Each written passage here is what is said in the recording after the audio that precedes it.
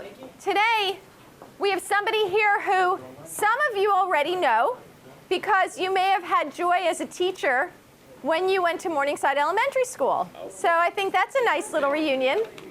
And that's how I know her. And so we'll actually possibly get to hear some feedback from people who used to be students.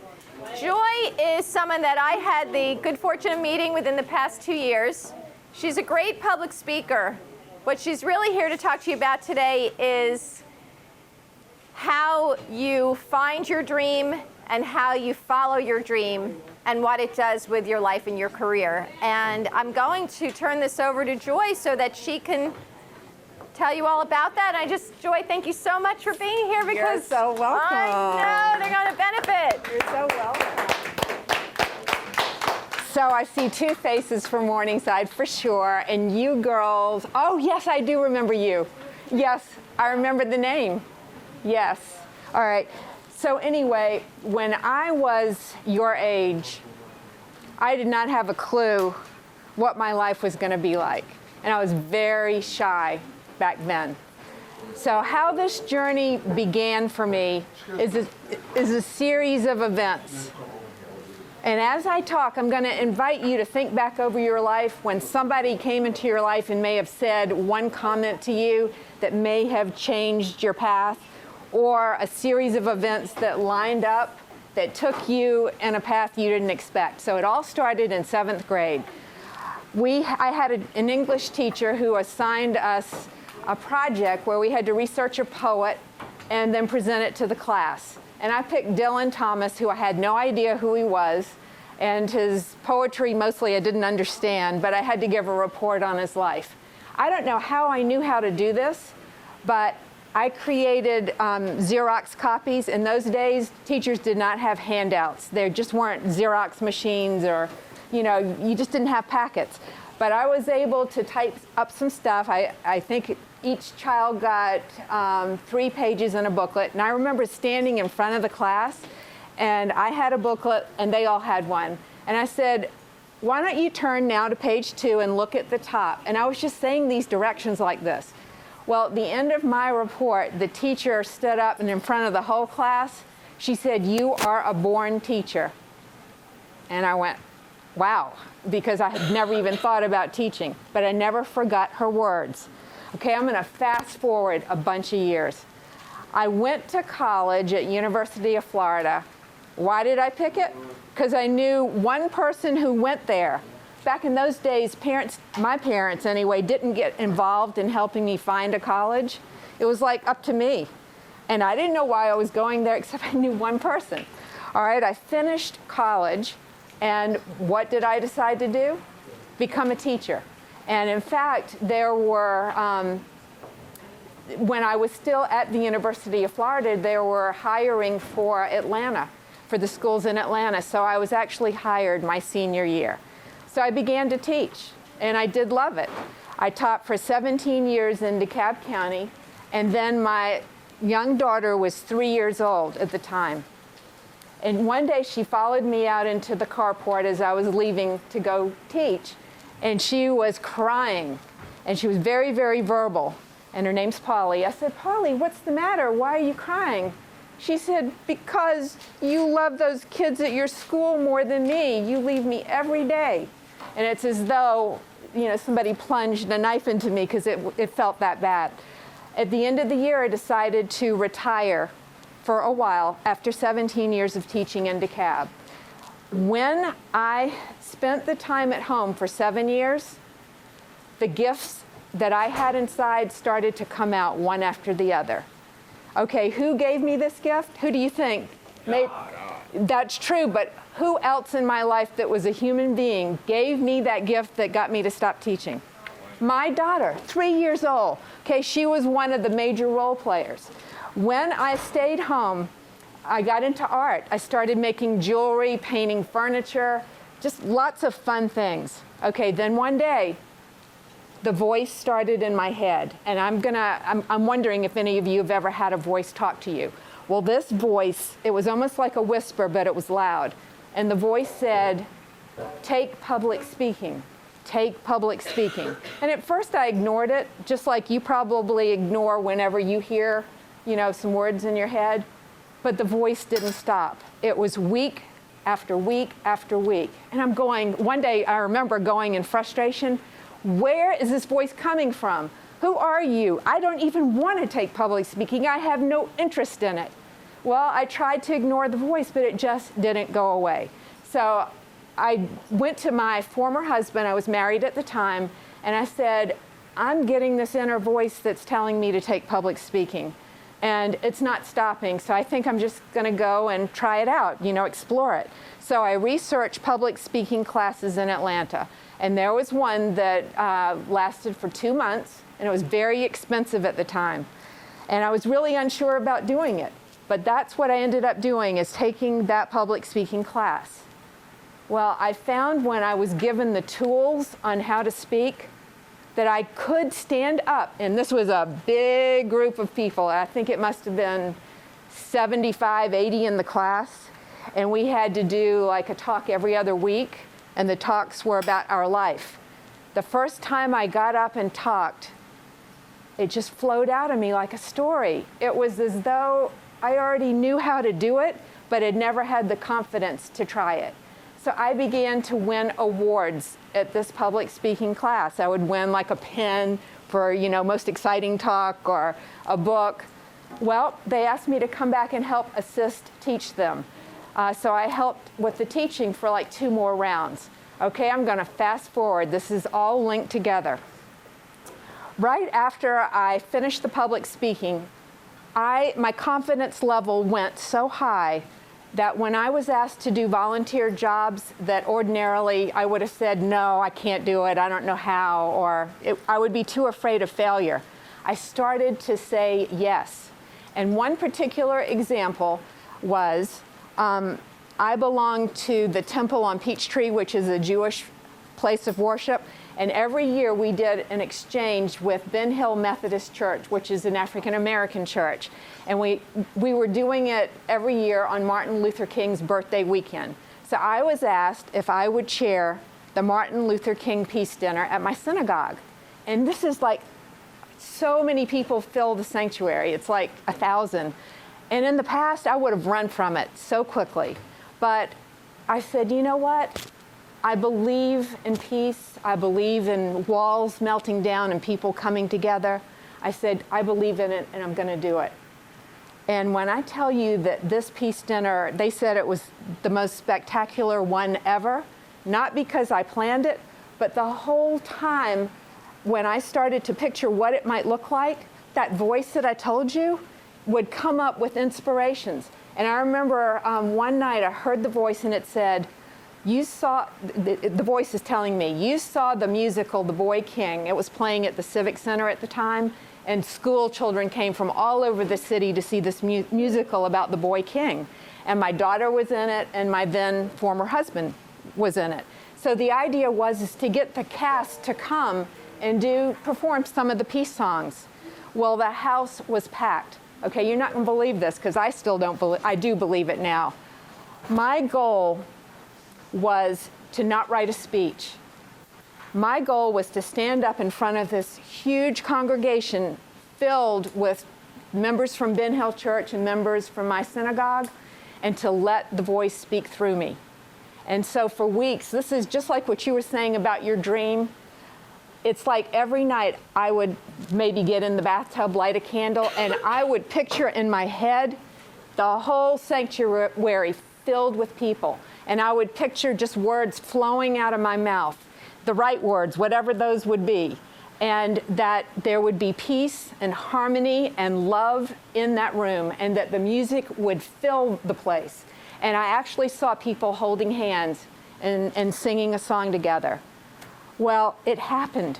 I willed myself not to write a speech. And the day of that big event, I stood up in front of the whole congregation, and the words came. They just came, and everybody's eye was on me. I mean it. I had them right here in the palm of my hand. And do you know why? Does anybody know why everybody wanted to hear what I had to say? Take a guess. confidence, maybe. It was that and more. There was something else here at play. I was speaking from the heart. I was speaking from the heart. I wasn't trying to impress anybody. I wasn't trying to act cool. I just let the truth of who I was and whatever source, God, Spirit, whatever you call it, I allowed that to come through me. So that was a highlight. Okay, I'm moving forward now in my lifetime. My daughter was now in 5th grade, and it was time for me to go back to work. So I got hired at Morningside Elementary School. I was hired 6 weeks into the school year. I was replacing an older teacher, and I hadn't taught anything but 1st and 2nd grade all these years.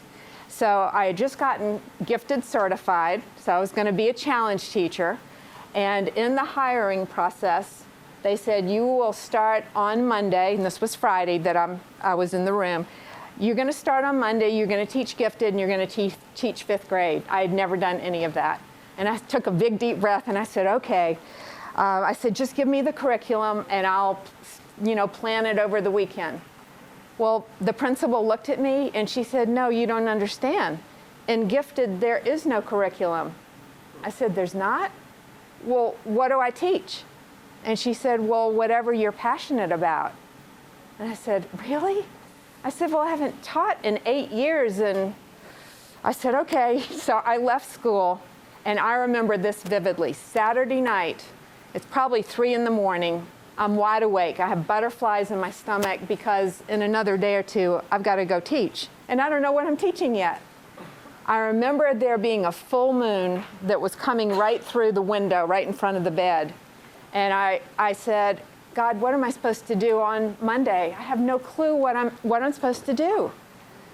Well, I took some deep breaths, and I could just feel myself relax a little bit. And guess what I heard? What? Drama. What? Drama? What? I heard God. What do you think God might have said, or whatever? Do your best. And what? What do you think I was being guided to do all along? Teach. What, though? I'm already going to be a teacher. Public speaking. I heard it so loud. The voice or the inspiration said, you see how public speaking has transformed your life. You see that you're able to do things you never dreamed you could do. Create a program for kids. Start young and give them the tools that will help them change their lives. And when I heard that voice, I remember going, oh, that feels right. I'm going to do it. So the public speaking class, actually, when I did the plans, I couldn't write fast enough. The words just came out. I filled up pages and pages of lesson plans. So that's what I ended up doing. I started public speaking, and that year I had 5th grade. I started public speaking, and for 2 months, the students came to my class, and I taught them the skills for speaking. And year after year, it changed lives after lives. There were kids with stories. I mean, one child she was so shy that when she got up to speak just in front of a small group, she looked down at the floor and her face was beet red. You could not even hear her little voice. She was so scared, the same reasons you said. Why are people scared to speak? Well, they're afraid that the audience will what? Laugh at them and what? Judge them. I was afraid of the same thing, so that's why I'm a good teacher for public speaking, because I lived it. I know what it's like. So at the end of the public speaking class, that little girl was one of the loudest at graduation. And so at least 1,000 kids went through the program. And I got so many letters of how it changed these children's lives. Like, for example, one young boy wrote down on paper, he said, before I took public speaking, if I was in Kroger and I needed to get change for $1, he said I wouldn't even go to the cashier and ask. I just couldn't do it. And then another one was always asked at church to read, part of a sermon, not a sermon, whatever he was asked to read. He wouldn't do it. And then he started to do it. So lives began to change. So that was 13 years at Morningside. And that same voice said, when your 30th year of teaching comes, you're to stop in the public school because you're going to take everything you've learned so far and you're going to do something different. All right? I retired 4 years ago from Morningside, and now I've created a program called Express Yourself with Joy. And my name is Joy. And I believe that when you express yourself, it can be joyful. So my goal is to teach as many young people, even older people, how to express yourself and feel happy and excited about it. In getting there, it's been an amazing journey, and I just want to share with you a book that I use often. I keep it by my bedside, and it's called The Power of Your Subconscious Mind. And do you know what that means, the power of your subconscious mind? Your thoughts. Your thoughts. And why would it be powerful?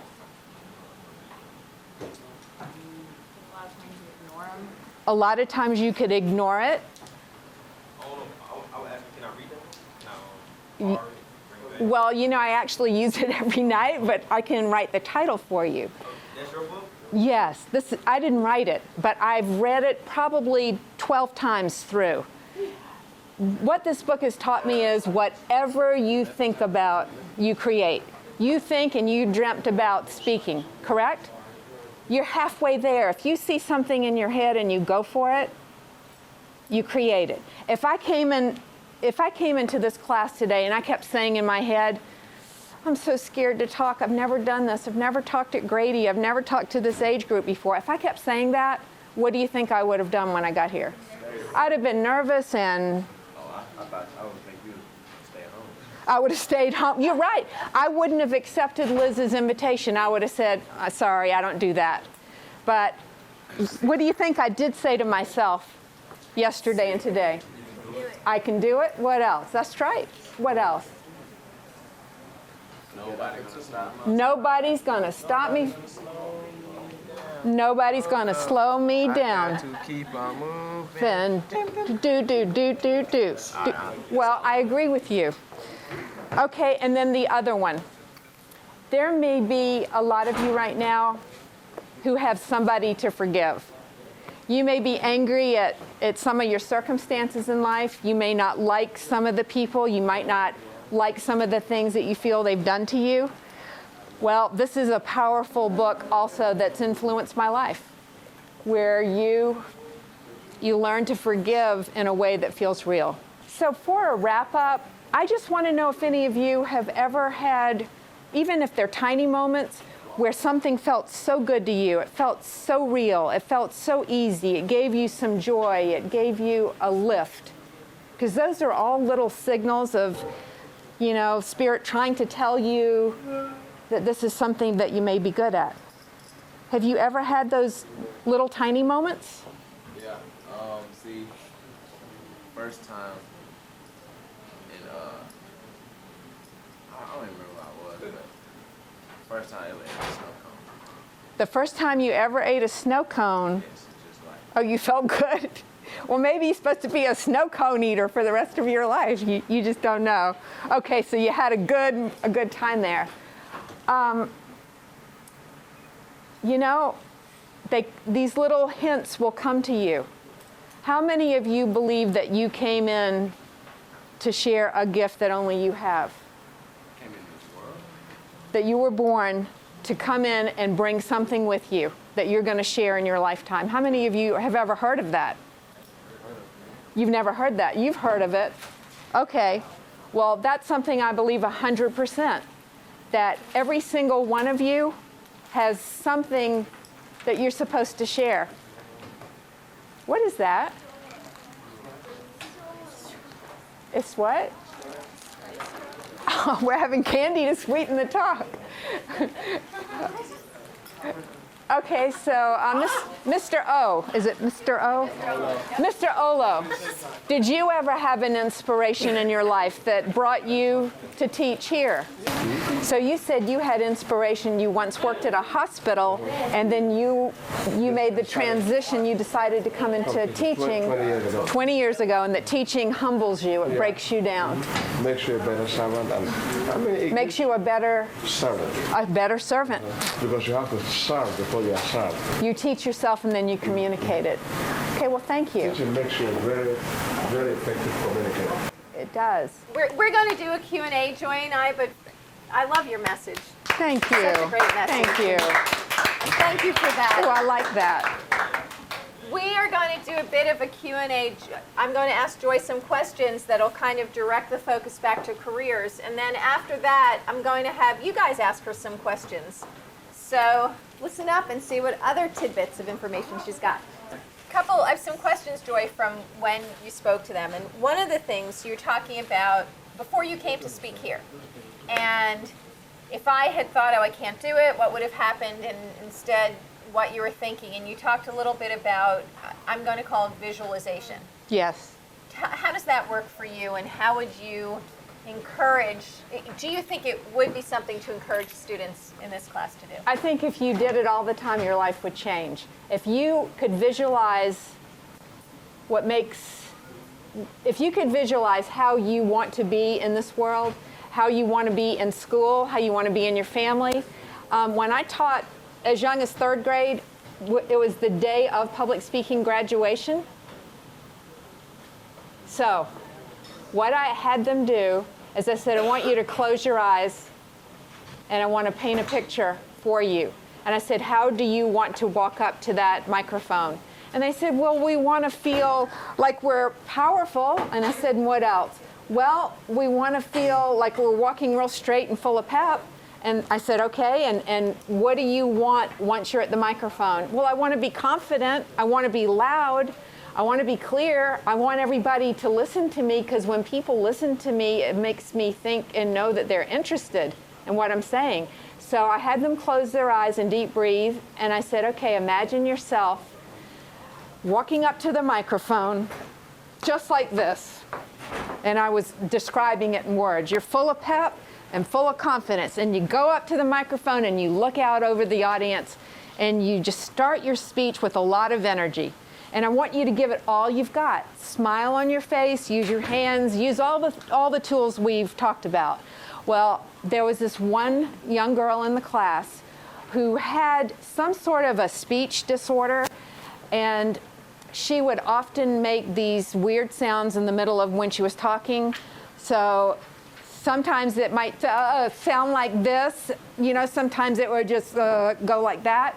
So I just, I said, your speech will come out beautifully. This is to all the people, and you will be so relaxed. Well, when it was her turn to talk and I introduced her, watch this, everybody.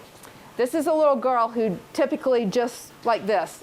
She walked to the microphone, and my eyes are like this because it's so unlike her. And she goes up to the microphone, and she's standing up, and she looks out at the audience with absolute command, and she begins her talk.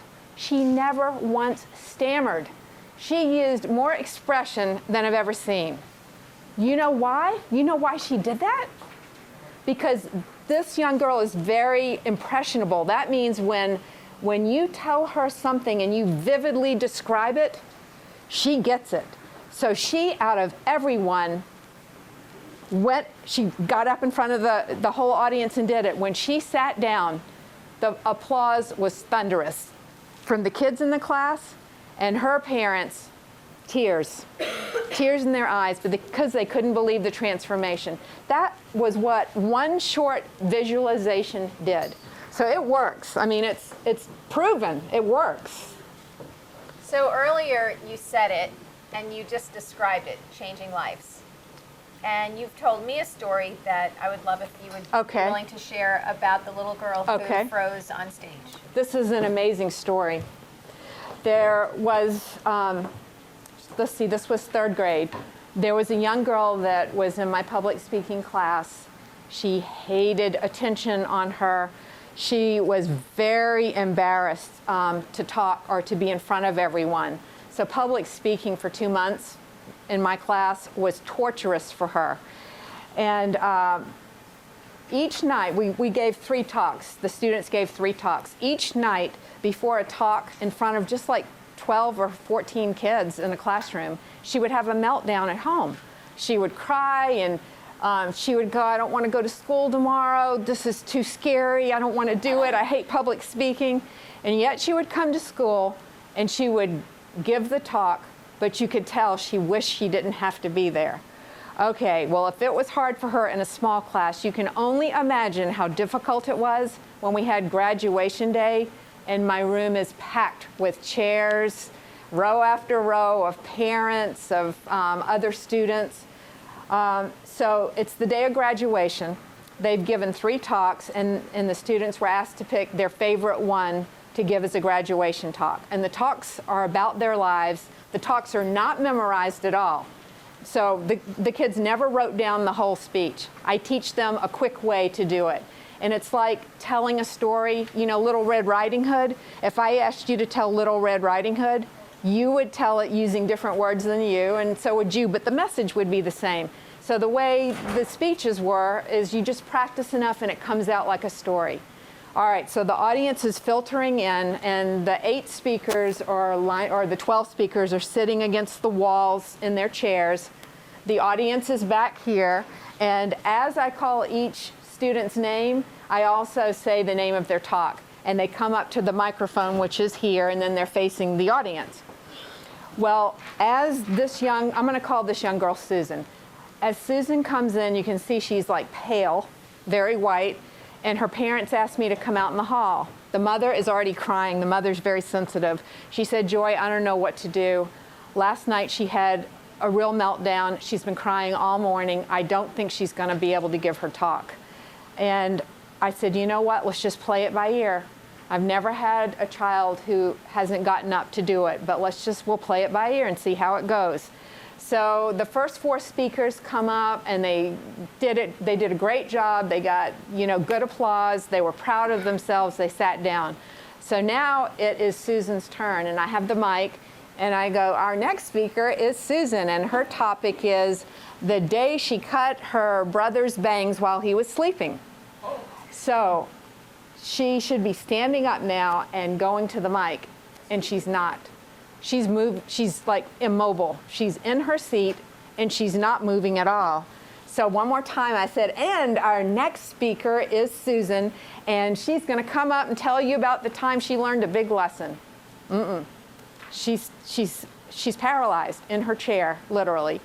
And when I look at her, there are tears. They're already coming down her face, and I'm going, oh my God, this could really be a big blow up here. What do I do? I'm saying this inside of my head.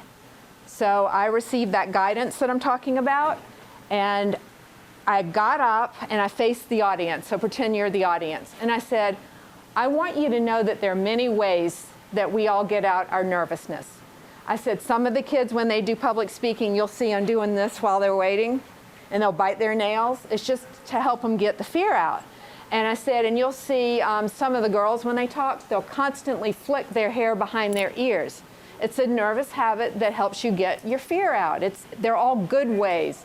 And I said, but what you're seeing right here with Susan, she's getting her fear out and her nervousness out by crying, but you all feel uncomfortable because you feel that crying isn't an acceptable way. It makes you uncomfortable. And I said, but her way is just another way. And I said, so what I'd like to do is I'd like to invite everybody in the audience to stand up, including the speakers, and I want all of us to send thoughts from our hearts of love and support and courage to Susan. So everybody stood up in the whole room, and I led them in like some deep breathing. I said, raise your hands and take a deep breath.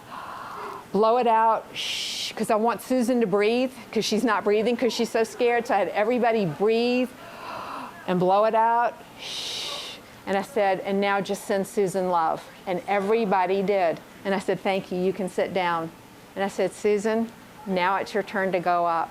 And she walked up to that microphone, and with every bit of courage that she had in every cell of her being, she gave her talk. And at the end of that talk, what do you think the audience did? That's right, standing ovation, because she overcame her fear. At the last minute, she did it. The story's not over yet. It only gets better. So Susan wrote me a note, and she said, I learned a lot in public speaking, but I'm sure glad it's over. So that was 3rd grade. The surprise came 4th grade. I get an email from her parents. They said, Joy, you're not going to believe this. Last night, when the family was sitting down to dinner, Susan announces that she's going to run for student council office. And we looked at her and said, Susan, but you do understand that you have to write a talk, a speech, and then you have to deliver it before the student body. She said, I know. I can do that. And they said, Joy, she's changed. She's grown. And so the story is so heartwarming because it's a true warrior. She was a warrior. She was somebody who was terrified of putting herself in front of people. And she overcame it. Now her life is big. She doesn't have these prison walls around her. She's not limited. She has more freedom.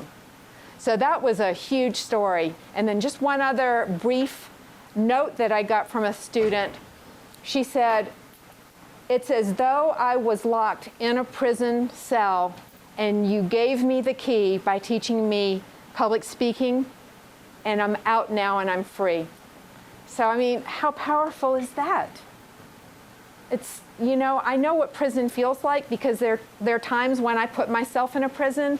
I remember I wanted to go to a party a month ago, and it was going to be a lot of people there, a lot of single people, and it was a chance where I could meet someone.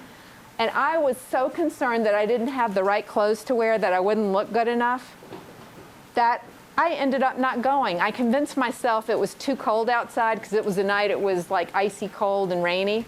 But the real reason was I put myself in this little cell. It was the wrong kind of thinking. It was a false kind of thinking. And I said, you're not good enough to go because you don't have the right clothes. Now, is that the truth? No. And that's how I let other voices that aren't the truth, they determine my behavior that night, and I lost out on a fun time.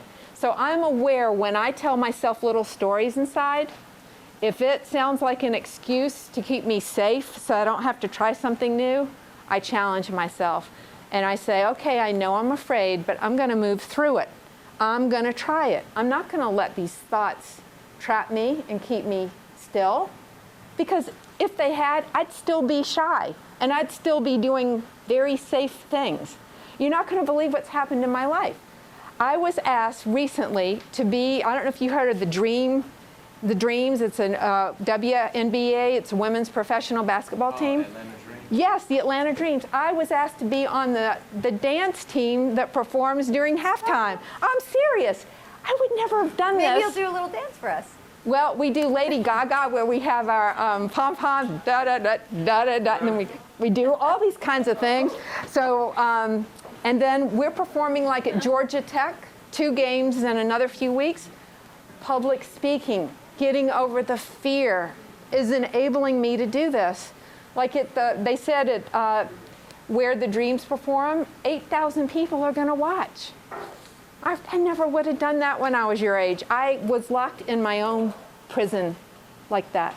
So what I'm here to say is I've let myself out. I'm freer than I've ever been, and I continue to unlock new doors every day. Every time I'm afraid, I just say, have the courage, turn the key, and open it. Most of our fears, when you really walk through them, are not big anyway. They just, in your mind, appear big. But they're really not. It's just we think they are. Did that answer that question? Did that answer that question, or should we make her go again? I like you for it clapping. Did. Yeah, Thank it answered you. the question. Thank you. It was a great answer. I have another question. Okay.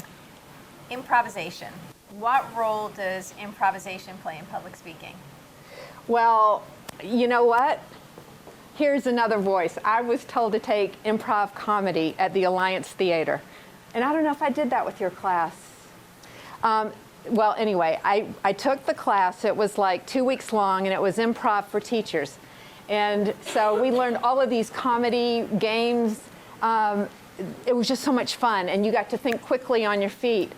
So when I was at Morningside, I got permission from the principal to teach one whole quarter of improv comedy.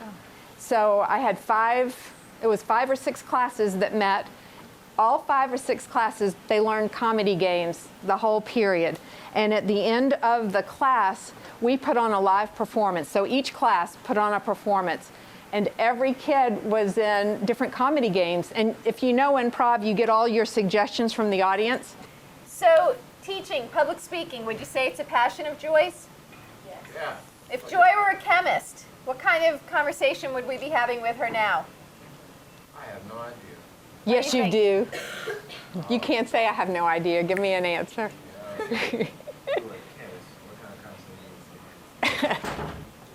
What would it be like, Joy, if you were a chemist? What would, and the I'd person be you are now, so unhappy if I were a chemist because it's totally not who I am. what about an accountant? Same thing. It's just that's not me, and you know right away what's not what you're not. I'm not somebody that's a numbers person or scientific. I'm honoring the part of me that I know is creative. I have a huge creative part, and that's what makes me happy. You know, using my imagination, talking, looking in your eyes and talking and sharing a message that's important, connecting to you, and just seeing you look back is rewarding to me. Does it feel like Joy's in the right field for who she is? Remember, and this was months ago with Jay Brown, he did the personality preference, the Myers-Briggs a little bit with you. Some of you may remember, I remember Melquan's type, but that I remember your type. It's the same type I have. So, ENFP. Yeah, oh yeah, that's right, huh? I'm an ENFP too. So, but an ENFP at your age is very different than an ENFP at my age because you change as you get older.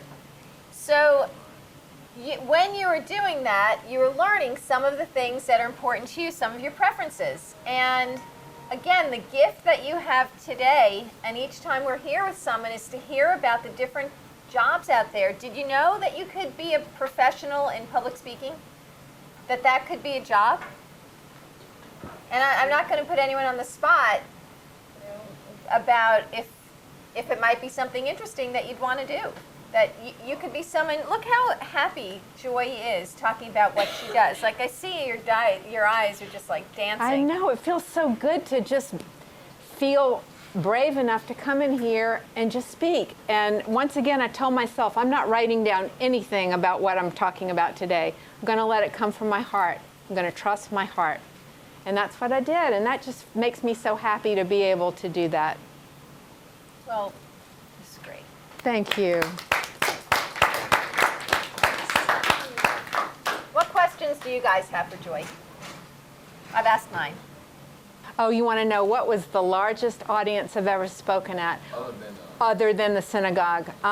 Well, shortly after that, I was asked to be co-chair of a spirituality conference, and 6 different cities were invited. So, but it was a specific audience. So however many were there, it was like a whole day of workshops that I coordinated, and then I spoke in front. So I don't really, it was larger than the synagogue one.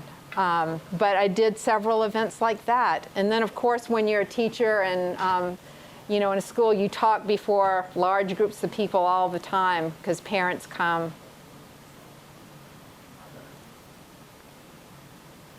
What else?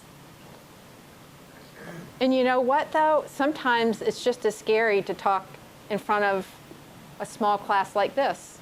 Like, how many of you would feel comfortable right now just coming up and talking? Would come up here right now and just say a few words. See, it's scary. So sometimes if you go from speaking just in front of your best friend and then to 3 people and then to 4, each time you're doing it, you're opening another door. So I didn't start big, or if I had started big, what do you think would have happened to me? If you'd put me in front of 1,000 people right away, what would have happened? What would have happened? I couldn't have done it. I'd have been too afraid. So you start just like with golf. You can't go and play in the Masters when you're just learning, right? So you start with your little steps, you get good, you get better, and you improve, and then before you know it, you're way down the road from where you've been. Thank you. And tell me, what do you think made it more interesting? Your story. So stories, I agree. Personal stories are the most powerful tool we can share. I could read books and give you lots of wisdom from the books and knowledge, but it doesn't really go in, does it? But when you hear somebody's personal stories or the story of that little girl who was immobilized, you start to feel like you were there. You start to feel what it was like for her. And that is like how humans help one another, by sharing our stories. And I know, well, I used to think that I was the only one that felt a certain way, or the only one that was embarrassed about being a certain way, or the only one that might be embarrassed about my family. If you all talked more with one another, you would see that everybody's got stuff, lots of stuff to deal with, and it's painful. Stuff is painful, but it's there as a teacher.